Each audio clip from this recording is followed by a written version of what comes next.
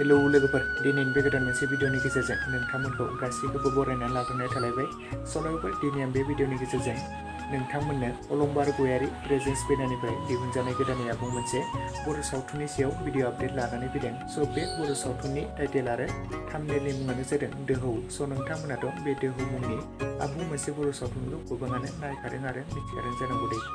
बे बर' सावथुनावनो गाहायै फावखौ खालामदों अलंबार गयारि, फुजा बर', प्रबिन गयारि, सायारानि सन्तोष आरो लोगोसे गोबां फाव खालामगिरिफ्रा बे दोहौ मुंनि आबुं मोनसे बर' सावथुनाव फावखौ खालामदों लोगोफोर। आरो बेनि स्ट'रि स्क्रिप्ट डाइरेक्सनखौ खालामदों बिथां प्रबिन गयारि बिथाङानो। नोंथांमोनाथ' बिथांनि बर' सावथुनफोरखौ गोबाङानो नायखायो आरो मिथिखायो जानांगौ दे। बिथांनि बर' सावथुनफोरा जोबोरैनो मोजां जाखायो। बिथांनि स्ट'रि स्क्रिप्ट डाइरेक्सन होनाया बर' सावथुनफोरा जोबोरैनो मोजां जाखायो। नोंथांमोना गोबाङानो नायखायो आरो मिथिखायो जानांगौ।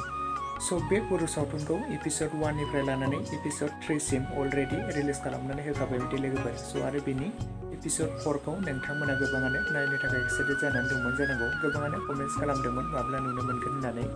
दायो फाइनालि बे एपिसड 4 खौबो रिलिज खालामनानै होबाय दे लोगोफोर। दासिमाव जुदि नोंथांमोना सोरबाफोर बे एपिसड 4 खौबो नायालासिनो थादोंब्ला बयबो गलापि फिल्म्स प्रडाक्सन चेनेलनि गेजेरजों बयबो थांनानै नायहैदो लोगोफोर।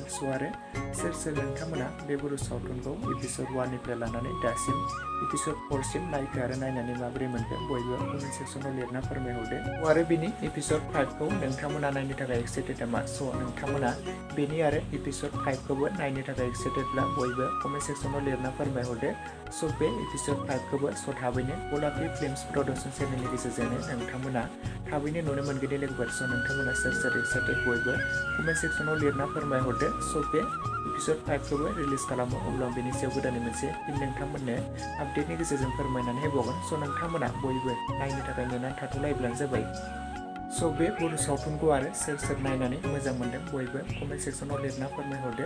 बे बर' सावथुनाथ' जोबोद मोजां जाखादों दे लोगोफोर। मानोना नोंथांमोनाथ' मिथिखायो बिथां प्रबिन गयारिनि स्ट'रि स्क्रिप्ट आरो डाइरेक्सन होनाय बर' सावथुनफोरा जोबोरैनो मोजां जाखायो होनना।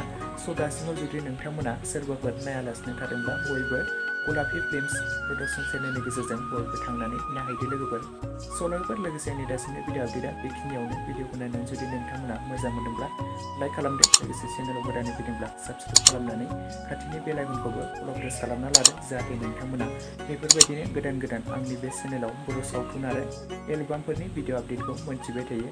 Thanks for watching. Next video थाबैनो लोगो मोनफिनगोन। बाय बाय।